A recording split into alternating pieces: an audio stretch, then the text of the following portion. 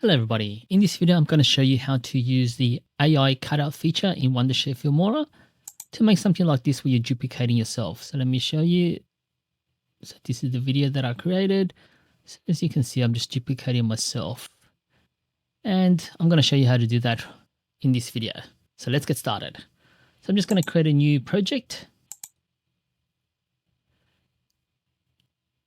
So now I've got a new project. Just going to drag and drop the video. Okay, now this is the video I want to edit. Just going to drag it to the timeline, select the correct resolution.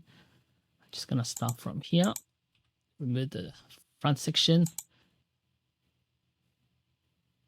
Okay, now you got to go to the section where you want to make it still. So this is the area where I want to make myself look still, and then have another image of myself moving away from there. So what we have to do is select this and then create a snapshot. And then it's created the image here. I'll be using image instead of videos. Otherwise, you got to create multiple videos of yourself and then staying there. It's just a lot easier using photo. So with this one here, you can go to image, and then there's two ways of going to the Smart Cutout. So one of them is to go through here. There's this icon here, and then select Smart Cutout, which will go and select the cutout photo.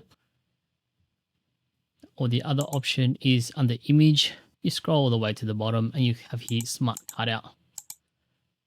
So let's start on the Smart Cutout. So what we want to do here is zoom in a bit more so that this button pans the image, and zoom in a little bit more so that we can select the right area.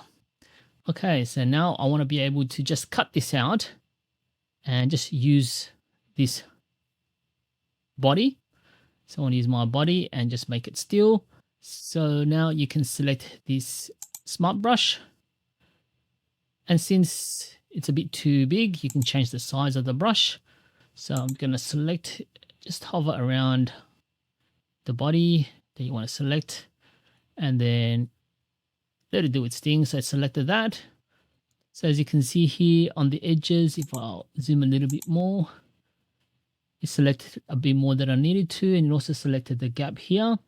So what you can do is you can select the erase, and let's zoom in more.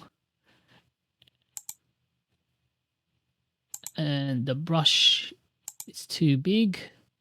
So what we can do is try to guess that area. There you go. It removed that section. But I want to be able to select that body area. So I'm just going to select the body again, just the arms. Oops, it's a bit too wide now. Oh, it's just a bit too wide.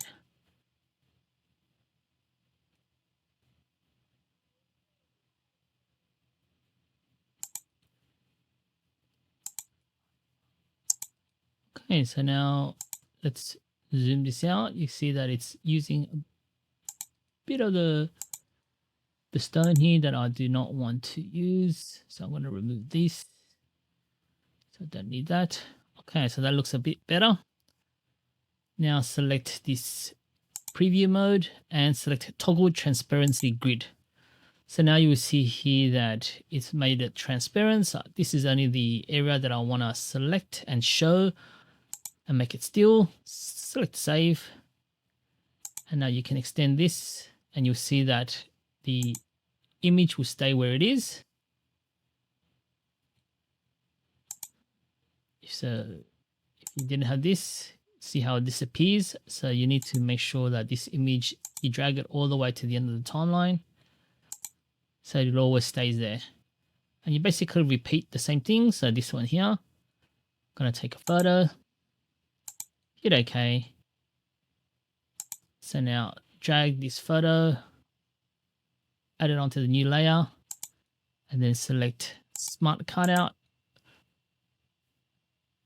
Now for this one, I'm just going to select this body. So make it this one here. And you can zoom in and you can be more careful. So I'm just going to go with that.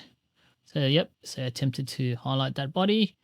Do the same thing, toggle the transparency, hit save. Now, if you scroll this, you see that it's still there. So just extend it to the end of the timeline. And just keep repeating it for the other two. And that's it. So that's how you use the Smart Cutout.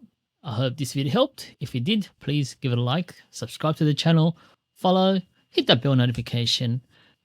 Leave me a comment if you needed some help, and I'll help whenever I can. I'll see you next time.